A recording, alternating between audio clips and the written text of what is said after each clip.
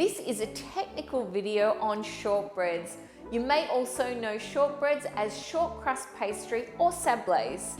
In this tutorial, I'm going to show you the ins and outs of how to roll the pastry, how to line a tart shell, how to mix it, then what happens when we add baking powder and nuts. I'm also going to share with you the ultimate shortbread pastry.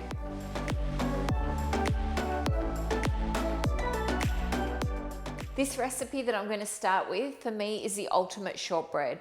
I tried to create faults with this shortbread and couldn't. So this is easy to roll, gives you a great taste, texture, flavour and crumble, and it is very, very easy to make. For this method, we're going to place unsalted butter into the mixer.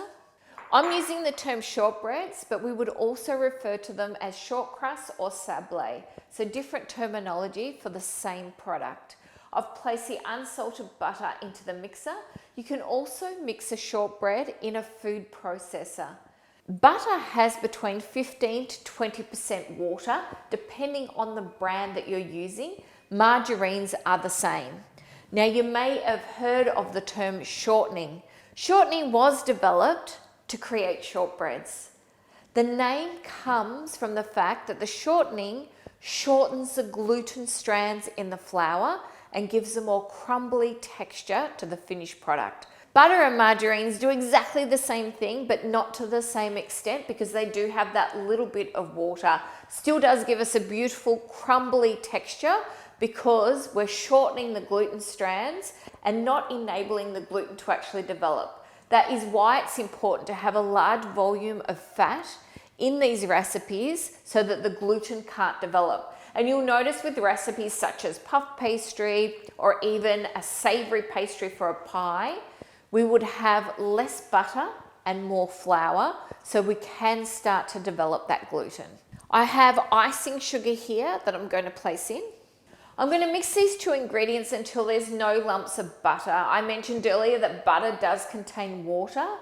If you have any lumps of butter, the water in the butter will boil during the baking process and it can leave a hole in your pastry. So this is one of the most important steps to start, is to ensure that you have no lumps of butter. When we're making a shortbread, we're not trying to incorporate any air at all. We're just trying to incorporate all the ingredients until the butter is smooth.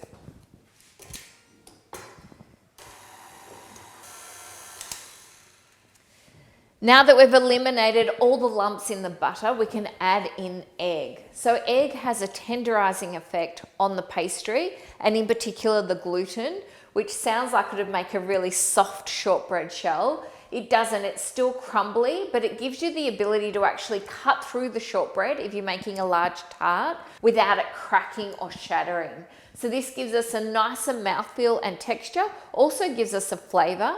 We did make this recipe and just remove the egg, and what we found without the egg is it tended to stick to the tart shell itself, so it was very hard to remove from the tart shell. So I'm going to add the egg in. Remember once again that this doesn't need to be aerated, we're just combining the ingredients. Egg yolk itself does contain a natural emulsifier, so that also has a tenderizing effect on the gluten within the flour when we add it. Now I'm going to combine these ingredients. It doesn't need to be completely mixed before I add in the dry ingredients. That doesn't need to be completely mixed in. I am going to add in the dry ingredients. So I have some salt, which is going to add some flavour. It also helps to relax the gluten if we've started to develop it. So add the salt in. And then we have some plain or all-purpose flour. When we're making a shortbread, we don't want to use a flour with a high protein content. So this has between 8 to 10%, which is perfect for a shortbread. In flour, we refer to it as protein. As soon as we add liquid to the flour, that protein is then referred to as gluten. So the trick with making a shortbread is not to develop the gluten. We want to just combine the pastry without overworking it. If you do overwork it, you will start to develop the gluten strands. Even though we have quite a lot of fat in there, we've got the eggs, a little bit of water in the butter, which is present. That is still going to start to develop if we do overmix it. So we want to mix it till it just comes together. If you do overwork the dough, you'll find that it may shrink, but also the texture will be more chewy and not short and crumbly as a shortbread should be.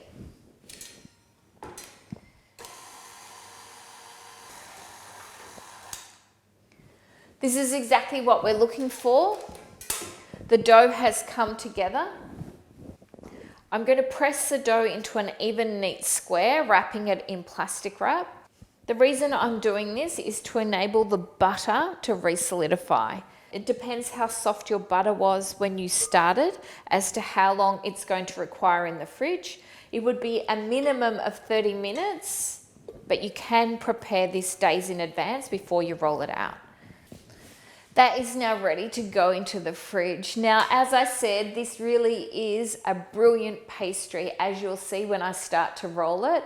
We literally did hundreds of tests of different ratios of ingredients in different applications to give you the best possible pastry, and this is it right here.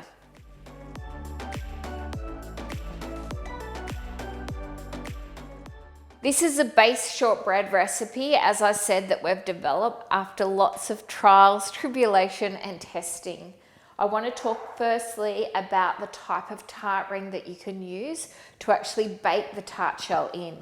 So we have the traditional tart ring, which is just solid metal. You can have fluted or plain. Everything that we're doing here in this tutorial is for individual tarts, but the process doesn't change for a larger tart. With a solid tart ring, it doesn't allow air to travel through the tart ring, so you do get more air bubbles on the surface of the tart ring. With a perforated tart ring, this allows any trapped air to travel through, so we get a much smoother and more even tart without any lumps or cavities or bumps on the surface. In conjunction with using the tart ring, I use a silpain mat, which is a mat that allows air to go through. You don't have to use a perforated tray. Just using the silpain mat on the surface will allow any trapped air between the pastry and the tray to release. If you have a perforated tray, fantastic, because that'll make that process that little bit faster.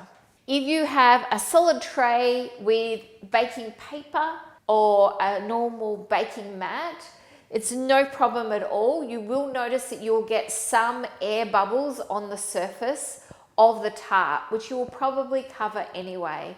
Same goes for the normal standard tart ring. You may get some air pockets on the side, but they're not going to be overly obvious. You can also use an egg ring. So at the supermarket, you can quite often buy egg rings. So if you don't want to invest in a whole range of tart rings, either the perforated or plain, you can just get the egg ring as well. When we're rolling pastry, we lightly dust the surface with flour, and you will need to replenish the flour during the rolling process. So just a light dusting, a little bit more at the start. Flour on the surface. When we roll the pastry, roll it without too much pressure. So just gently go over the surface. It's important that you roll the pastry as evenly as possible. Some people use what we call a dough break or a dough sheeter to actually roll pastry, whether it be croissant dough, puff pastry or shortbread. But the majority of people at home would be rolling it by hand, as I am. I much prefer rolling pins where the barrel of the rolling pin can actually rotate, and that's because there's ball bearings inside, rather than using a solid rolling pin. If you do have a rotating rolling pin, make sure you don't submerge them in water, because the ball bearings will rust and it'll seize up the rolling pin.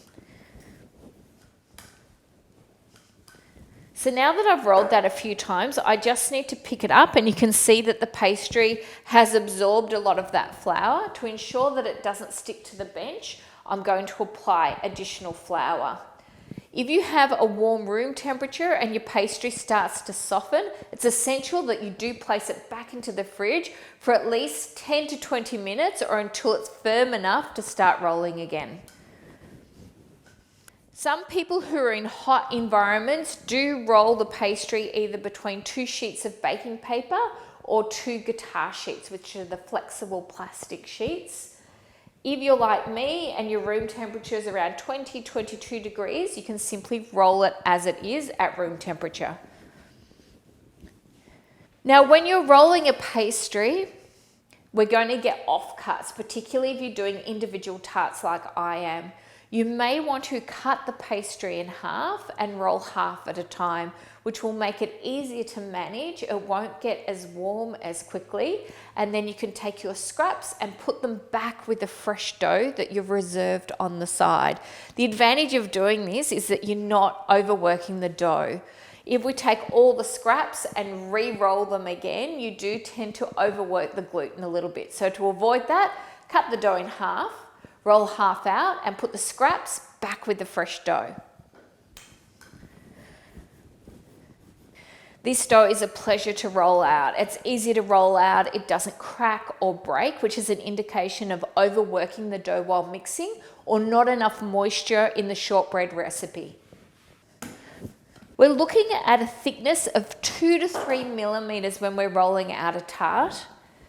If you're using our recipe that we're provided that does have baking powder, keep in mind that that will give you a little bit of a kick, so you'll get a slightly thicker pastry, but it will be lighter when you cut into it.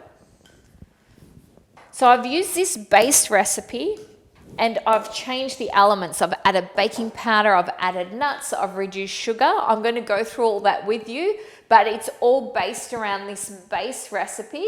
And then I'm going to talk to you about the variations of this base recipe when we add and reduce certain ingredients. So we've got the thickness that we want now. You can see we've got about 2 millimeters there. You must ensure that it's the same thickness the whole way through. Now this is just a container that I use for round cutters. I'm going to use this as a guide because it works perfectly as a size for our individual tarts. I have the size of this written there. If you've got a plate or another cutter or an entremet ring, you can use that to cut as well.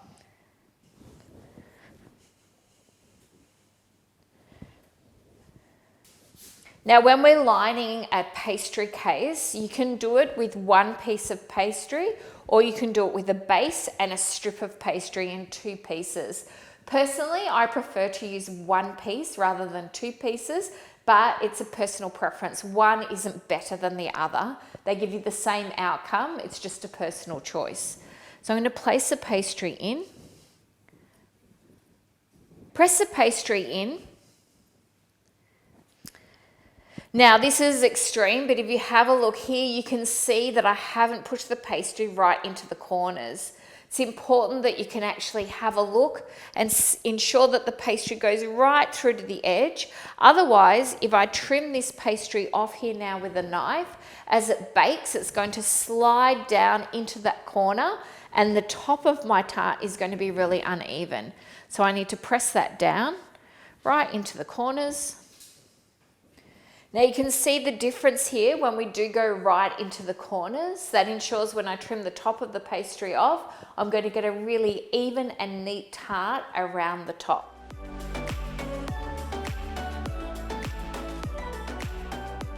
Now that we've lined the tart shells, these are going to go into the fridge for 30 minutes before we trim them.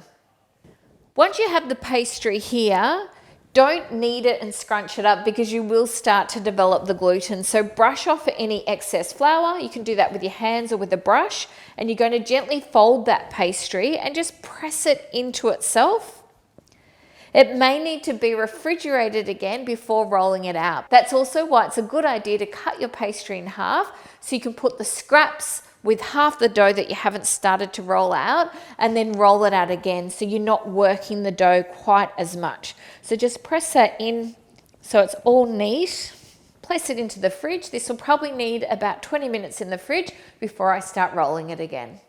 These tart cases have been in the fridge for 30 minutes. I recommend only trimming them after they've chilled again. So take the knife and cut along the edge. When you're cutting along the edge and trimming them, make sure that your knife is not on an angle. Cut them right the way around. This pastry can also be re-rolled. I wouldn't re-roll it more than once because you will start to develop the gluten and have a tougher pastry that's not quite as nice to eat. This is where you can also take the opportunity before trimming the tart shell to ensure that the pastry goes right into those corners. If it doesn't, you still have a chance now to press it into those corners before you trim the top. So we press this pastry once again. Because it's been in the fridge, you can re-roll it straight away. Now, depending what you're doing with your tart, you have two options. You can put a liquid filling in that requires further baking. If you're doing that, you do need to partially bake the pastry first, which is called blind baking. If you're not putting a liquid filling in that needs further baking, you will fully bake the tart, but we would still blind bake it first. The plastic I've got here is a heat-proof plastic, so I can use that to blind bake with. If you don't have heat-proof plastic, you will have to use baking paper. Not all of them are heat-proof. With blind baking, we take the plastic, we press it into the tart so it goes right into the corners, and then you can fill it with rice or baking beads, something that's going to hold the pastry in while you partially bake it. As I said, you can use plastic wrap only if it's heat proof, or you will have to use baking paper. We fold that in, and then we partially bake the tart with the lining, which helps to hold up the sides of the tart while you're baking it. Now, in saying that, this pastry that we're using, which I've shared the recipe, you can take the lined tart shell straight from the fridge and blind bake it without any lining, which is very, very unusual. You're going to preheat the oven, fan forced, at 155 degrees Celsius, and you're going to place these in the oven for approximately 15 minutes. This is quite unusual. Other recipes that we have tested do need the lining, like I've done here, to ensure that at the initial stages of baking that the pastry doesn't slide down the sides. But this base recipe that we have given you, the one that I demonstrated, will actually hold up as it's baked. So 15 minutes if you're going to put a liquid filling in. If you're going to fully bake the tart, you're going to bake it as is for 30 minutes in total.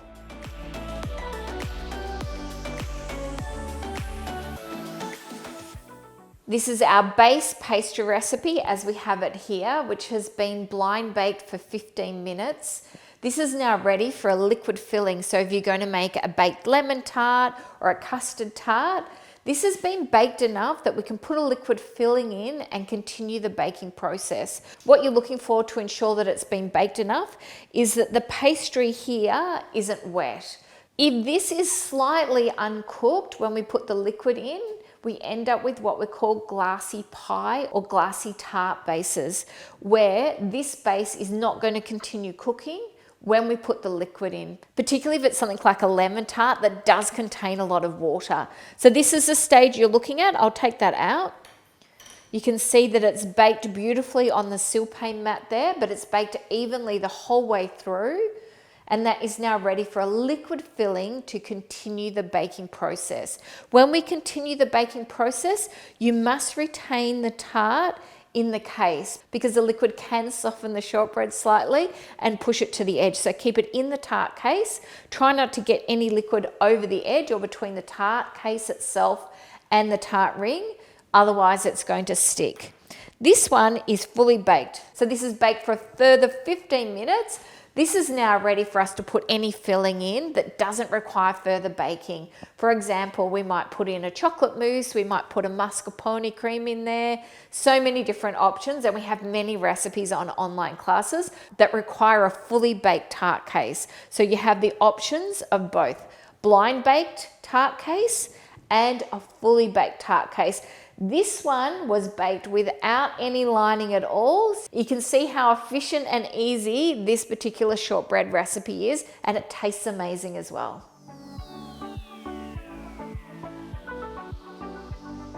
I have a dough here just to show you what not to do. This dough has been overworked after the flour has been added. So it's the original recipe that we first made where the flour is added at the end.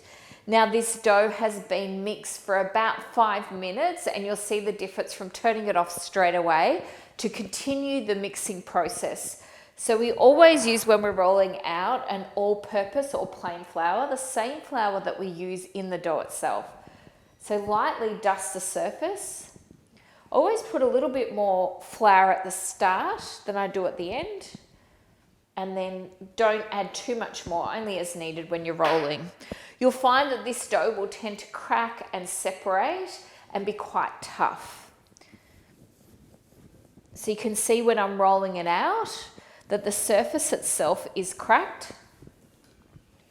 And this is indicative of overworking the dough. You can see even trying to lift it there, it's pretty much cracking all the way across the surface.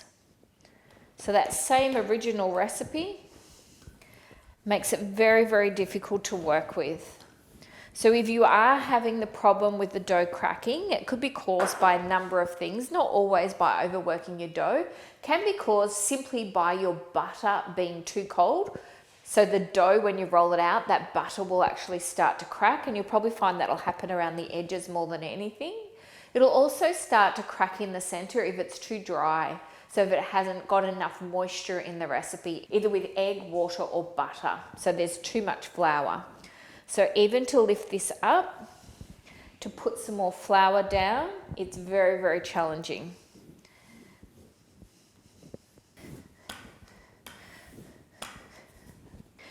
You'll see there, because this is cracking and the pastry is actually sticking to the rolling pin, when you pick it up off the edge and you roll it, you're going to end up with divots in your pastry. So make sure with pastry like this, you do need to clean your rolling pin regularly to make sure you've got no pieces of pastry to actually leave marks. So I'm going to cut it out. I'm just using the round cutter tin as my guide. At this point, there's nothing we can do to fix the pastry.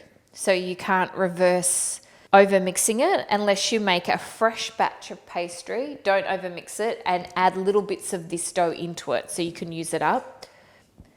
So lifting it up, I have made this a little bit thicker than what I normally would, because if I go too thin, it's going to be challenging to actually manipulate. But you can see when I go to put it into the tart case, it's cracking.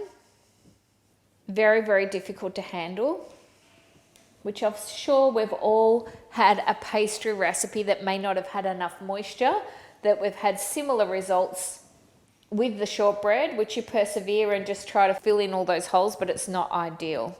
The problem with overworking the pastry, I have a tart case here that I've broken up so you can have a look, that I've actually baked. So this is exactly the same dough that I've rolled out and baked, just to show you the problem with overworking the pastry. When you actually go to eat the shell itself, it's really quite tough to eat.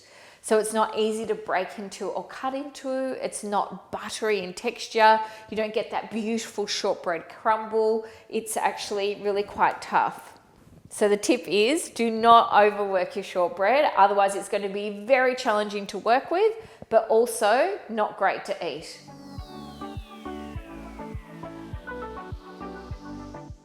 As you can see, so much testing with every possible scenario to give you the ultimate pastry, but also share with you our failures and our successes.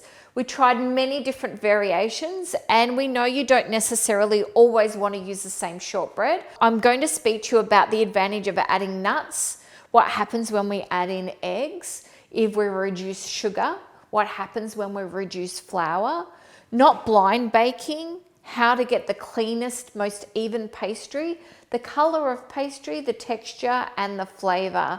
Particular pastries do tend to stick more to the rings, where others come out of the rings beautifully. As I said, all our testing has done for convenience in individual tart rings, but you can utilize all of these tips and tricks in a large tart as well. I'm going to talk about the faults in the tart cases first, before we start talking about adding and removing ingredients and what impact that has on the end pastry. So when we talk about faults, I'm going to start here. So this pastry is a perfect pastry. It's made with our base recipe. Where this has a fault is that it's simply too thick. So when we go to cut this or eat this tart, it's going to be quite challenging to actually bite into due to the thickness of the pastry. So I would take an additional 1 millimeter off the height of the pastry before I actually cut it to ensure I get a much more even and thinner tart case like we have here. So if you compare the two, you can see the difference in thickness in pastry. So not only will this cost you more money, but it's not going to give you a fantastic eating experience. This is going to be much nicer to eat, which an individual tart, they say you should be able to hold it in your hand and walk around while eating it. With this one, that would be very challenging because when you go to bite into it, it will actually come apart. This is one I spoke about earlier, which I rolled out the dough. This is our base recipe, which has been over mixed. So when you actually look at the tart itself, it doesn't look overly different. It has shrunk a little bit because the gluten has pulled it in, but it's not nice to eat and it's not very short. So don't over mix the dough. That's an example of it here, which I showed you. As I said, it looks like a normal tart, but to eat, it's not great.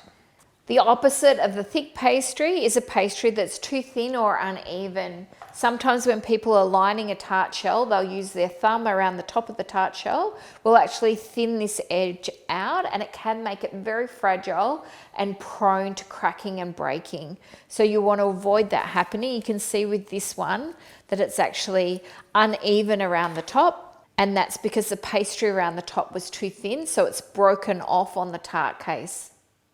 This is our example of a great tart. We can see we've got a really nice clean edge there. So I know that the pastry was pushed right into the corners, which results in a really even top edge. This pastry here was actually not pushed into the corners. It will drop into the corners and fill out those corners. It is slightly rounded, but as a result, that top edge is really uneven and it drops down. So if we have a look at the height difference between the two, this is a tart shell that's been pushed right into the corners. This one wasn't when it was trimmed, so you can see as it bakes, it actually drops right down. The problem with this is that one, it's not even on top, so we can't level it out if we are filling it with something like a mousse. The other thing is you won't fit much filling in there and it doesn't look as good. This is another extreme example of that, where it hasn't been pushed into the corners and then the tart has been cut off before it's baked. During the baking process, it actually slides down to fill that bottom edge, which gives us a really quite even base, a little bit rounded, but it's not high at all and almost unusable. This is an example of a raw tart case that's not pushed into the corners. So if we have a look on top, it actually looks really good. But after we refrigerate it and lift it up, we can see on the base that we're not going into the corners at all. And this is going to result in a tart case like this. This is another fault that can happen in pastry during the lining process, is when you're lining the tart shell, the pastry folds over on the edges and you can see the results of the finished product. The biggest problem with folding the pastry over is that it doesn't bake evenly. So you'll have some pastry that's much thicker than others, which will result in that pastry not contracting from the ring. So it can actually stick to the ring here, as you can see. I hold that up, you can see the ring itself, which it's stuck to the ring, and that's because it's very uneven. So the thicker parts of the pastry aren't actually shrinking and pulling away from the ring. So then it's very, very difficult to remove. Once you have got the perfect tart, you may need to fine tune it a little bit. So these tart shells have been made perfectly with our base recipe, but you'll notice if you're utilizing the perforated tart ring, you will get a smooth finish around the edge, but you will get some dots on there as the pastry's pushed through the tart ring itself. That allows no air to be trapped, but it also gives us these tiny little dots. If you want to avoid those, you can actually use a drum sieve, which I find the most efficient, to be honest, to eliminate them on the surface. You can also use a microplane. So use a microplane to eliminate any texture on the surface so it's completely smooth. Neither of these mediums will mark the pastry, so it will be left just as a smooth finish. If you do have an uneven top or a top that you're not particularly happy with, you can turn the tart over and smooth out the top as well. It is more efficient to do this technique and process while the tart itself is still slightly warm enough that you can handle it. You do still have to be gentle with the tarts because they are still quite crumbly, which is what makes them beautiful to eat. There's many different ways we can seal a tart shell. My go-to method is using macryo, which is powdered form cocoa butter, but I am going to give you some alternatives. While the tart is still hot from the oven, we take the macryo and we dust it on the surface. That macryo is going to melt onto the pastry and it's going to give us a coating to seal the pastry to help it to avoid absorbing as much moisture. Still will absorb a little bit, but it's going to limit the amount of moisture that's going to absorb into the shell. We want to seal the tart case itself so it stays crunchier for longer. If we put a really liquid filling inside, that means that some of the water from that filling is going to transfer onto the shell. This will slow that transfer down. We then let this cool completely so that the macryo can set and seal the tart shell. Now, as I said, I do have alternatives. I know you don't all have access to macryo. If you still want to use cocoa butter, you can either grate cocoa butter with a microplane or a fine grater. If you've got a block of it, you don't need to use the powder form. It's exactly the same. You can melt the cocoa butter and brush it on to the tart shell, and as it cools, that cocoa butter will set. So I've given you some different alternatives with cocoa butter. If you can't get cocoa butter or you don't want to use it, here's some other options. The first option I've got for you is to brush a broken up egg yolk onto the surface of the pastry as soon as it comes out of the oven. That's going to coagulate and cook the egg yolk, and that's going to seal the tart shell perfectly. We're cooking the egg yolk so it's not raw egg, and it is going to have the same function as the macryo. It does have a little bit more flavour where the macryo is odourless, so you may taste a little bit more egg in the tart itself. If you've been very meticulous brushing your tarts with egg yolk and you feel the tarts may have cooled down a little bit, simply place the tart shells back into the oven for a minute to ensure that you cook and coagulate that egg yolk on the surface of the pastry. Another alternative to the egg yolk or the cocoa butter is to use chocolate. I've used a white chocolate here. It's important to remember it just needs to be a thin layer. If it's too thick, it's going to make the tart difficult to cut through. Keep in mind this is just a thin layer to seal it, and it's going to have the same effect as the cocoa butter or the egg yolk. The chocolate, of course, is going to impart a flavour, but you do have the option of using white, milk or dark. If you're using a milk or dark chocolate, be very careful you don't go up over the edge. We don't want to see the chocolate when we see the finished tart.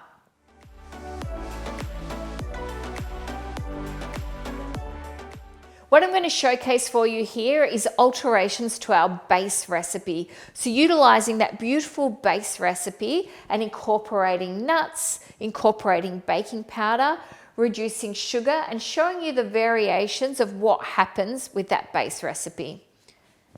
First one we've got here is the addition of nuts. We've actually substituted some of the flour and replaced it with nuts. Adding nuts adds more fat to the recipe, so it gives us a more crumbly texture, a softer texture when we're actually biting into it or cutting it. And we also have the addition of flavour.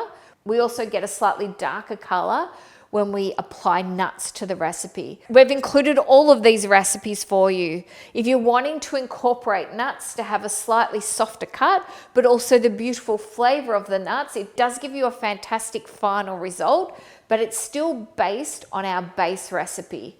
You can see here we still get a darker colour. Now these are blind baked with the lining, so these still have the lining of plastic wrap and rice. These are baked without the lining. There's really no difference whatsoever, apart from the fact that these were slightly darker. If we look at the pastry itself with the addition of nuts, as I said, it's really quite crumbly, beautiful to eat, and has a fantastic flavour and texture. Next, we have the addition of baking powder. Once again, I've provided the recipe for this shortbread for you. By adding baking powder, we're chemically aerating the shortbread, which gives it lift and rise during the baking process, which makes it lighter and easy to cut, but it does also make the pastry slightly thicker. You won't taste the baking powder at all. It gives us a slightly lighter finish, but it has a beautiful golden brown color. But once again, really nice and crumbly, beautiful to eat, but a little bit lighter in texture. Due to the addition of baking powder, the finished tart shell itself can be a little bit fragile because it is really, really crunchy. So just be gentle when you're handling the finished tart shells. The next one we've got is reduced sugar, which we dramatically reduce the sugar. This pastry is suitable now for both sweet and savory applications. What we did notice when we reduced the sugar is that we needed to put a lining in the tart to blind bake it. So we did put plastic and rice in while blind baking it. You can see the difference of not blind baking it to blind baking it. We got a lot of air pockets on the base because the pastry tended to lift a lot more with the reduction in sugar. It is actually a really beautiful pastry to eat, perfect for a quiche or a sweet application if you're looking for a reduced amount of sugar. It is a little bit more fragile to work with the pastry and roll it. I'll show you one that I've rolled out. The pastry itself is a little bit more brittle, so it does tend to crack when you're rolling it out. So if you persevere, you can work with it, but it is a little bit more challenging to work with and to actually roll it out. You can see here with the finished baked pastry, we do have some small hairline cracks around the base of the pastry, and that's just the nature of the pastry with the reduced sugar. Utilizing this base recipe, there are lots of savory recipes. We've got a pâte fonceur on online classes, which is perfect as a savory recipe. It's a little bit more flexible and easier to work with, but this is a great alternative if you can persevere with it. Just to give you an overview of the utilization of our base recipes with a few adjustments, my favorite in terms of eating was the pastry that incorporated nuts. Both the base pastry and the nut pastry are fantastic, but the flavor of the nuts in there are sensational. So that would be my preference for a tart, is to utilize the base recipe with the substitution of some of the flour for a nut meal. Just to bombard you and to share with you some further testing that we did, we really put the shortbread through its paces to get the best possible result. So we also tried our base recipe with the addition of caster sugar instead of icing sugar.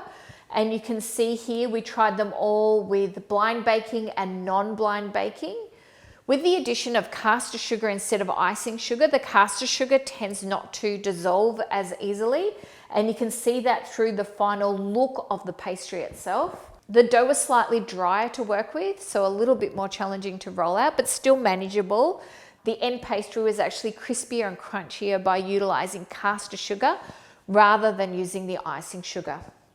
If you have a look at the inside, this is exactly the same recipe. This one with icing sugar, this one with caster sugar.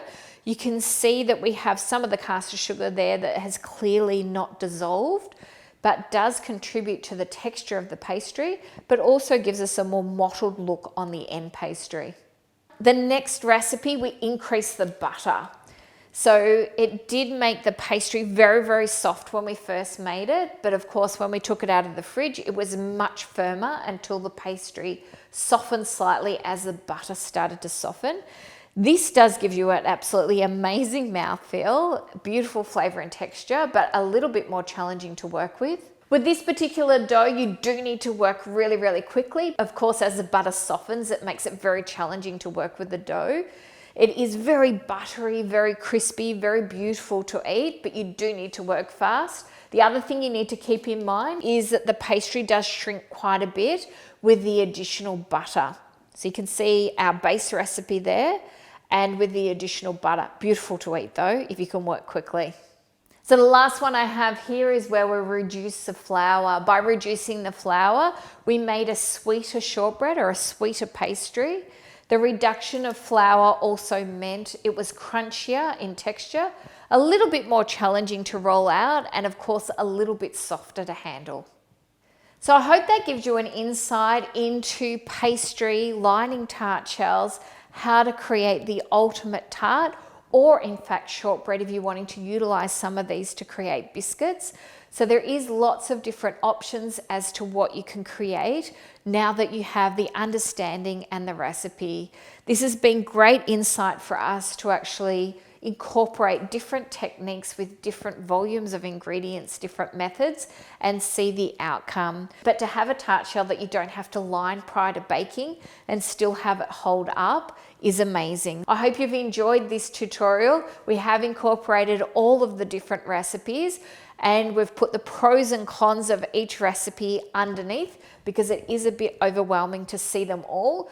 I create these technical classes to give you the tools and recipes you need to start developing and creating your own recipe. So I hope you enjoyed this class. You've got your tart case now. You need to go into our library and have a look at what you're going to use for the filling.